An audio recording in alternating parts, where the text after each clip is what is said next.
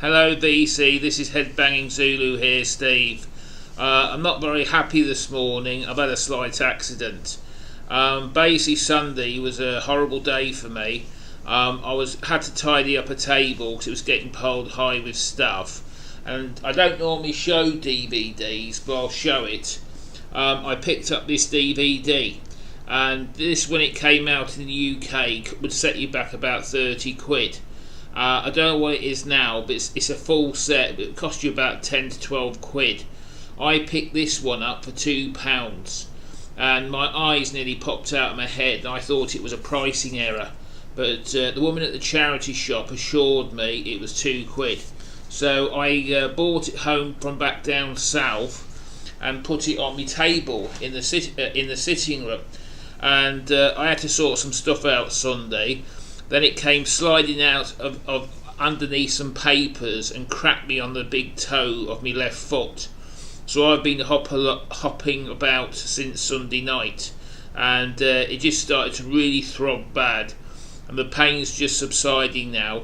I'm not trying to elicit sympathy, but I haven't sort of watched that many videos on YouTube of the fellow VC members. I'm slowly just catching up, but I've only got 3 CDs this morning.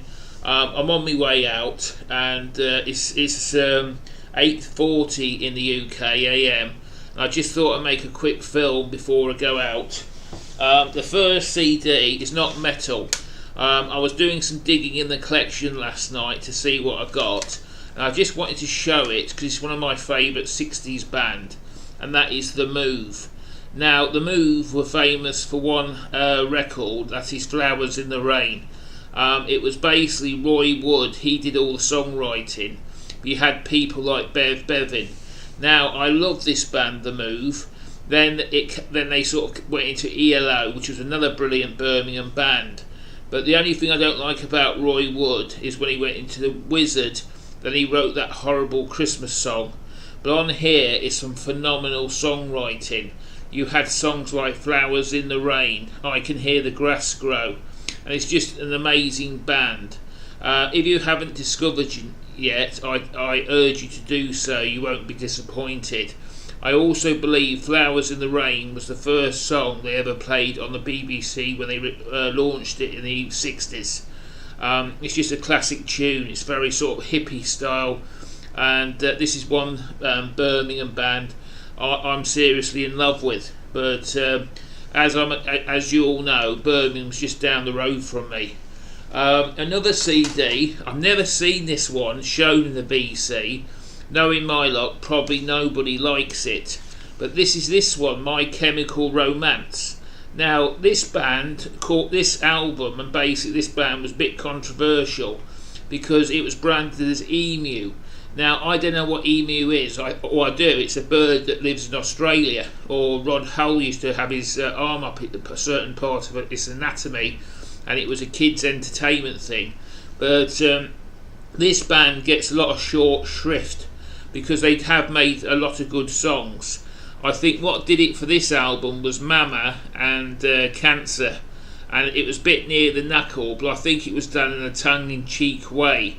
But if you give this album a chance, it has got some decent numbers like Famous Last Words, Disenchanted.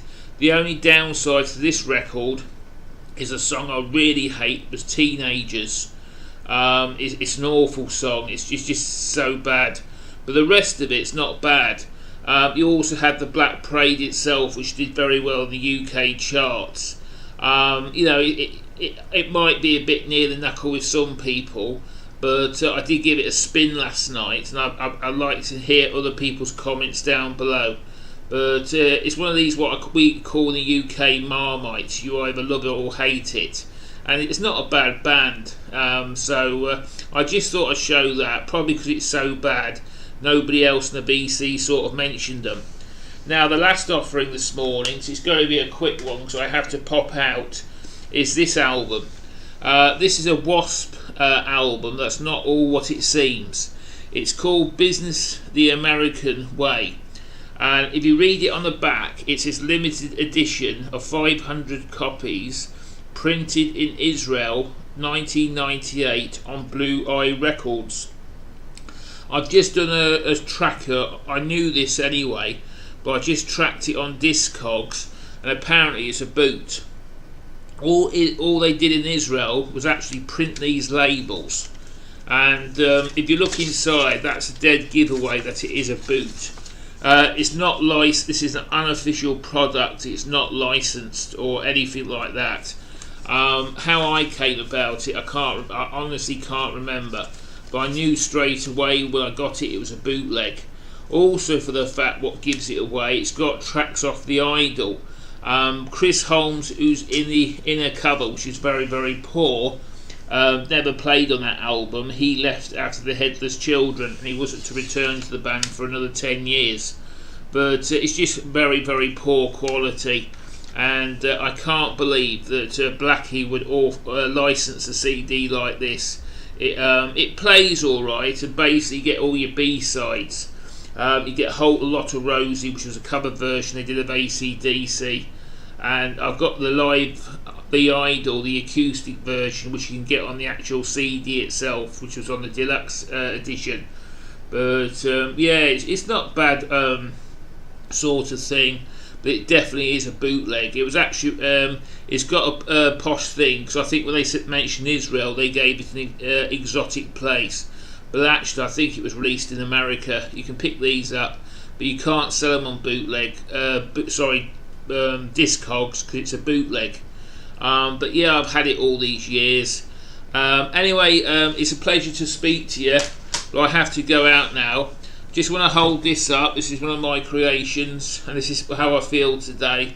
After all what's going on in the world, I'm praying for the people of Texas after what happened, and we're living in a very unsettled world. Just peace out, folks, and stay metal. See you, folks. Bye.